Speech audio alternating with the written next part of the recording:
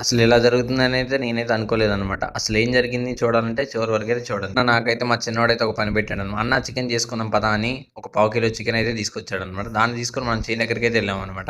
అక్కడికెళ్ళి క్లీన్ చేసుకున్నాం.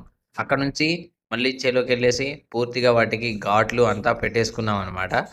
అప్పుడే ఇంకా పొయ్యి ఎలిగిచ్చేసి మొత్తం మంట అయితే రెడీ చేసుకున్నాం. పచ్చని పొలాల్లో ఇలా వండుకుంటే సూపర్ ఉంటది కదమ్మా! మీరు కూడా ఎప్పుడైనా ఇలా మీ ఫ్రెండ్స్‌తో వండుకుంటే కామెంట్ చేయడం మర్చిపోకండి. సో, తర్వాత మనం తెచ్చుకున్న మసాలాలన్నీ కారం, ఉప్పు, నిమ్మకాయ అన్నీ అయితే మనం తెచ్చుకున్నయన్నిటినైతే మిక్స్ చేయడం అయితే చేశామనమాట. మసాలాలన్నీ మిక్స్ అయితే చేశాము.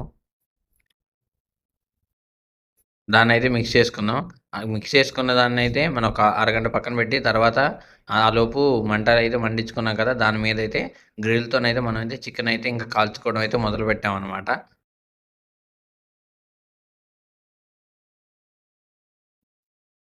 సో, పూర్తిగా అయితే రెడీ అయిందనమాట. సో, ఇంక మనం తెచ్చుకున్న థమ్స్ అప్ వాటితోనైతే తినేసాం. వెళ్ళే ముందు ఫాలో కొట్టు మామ.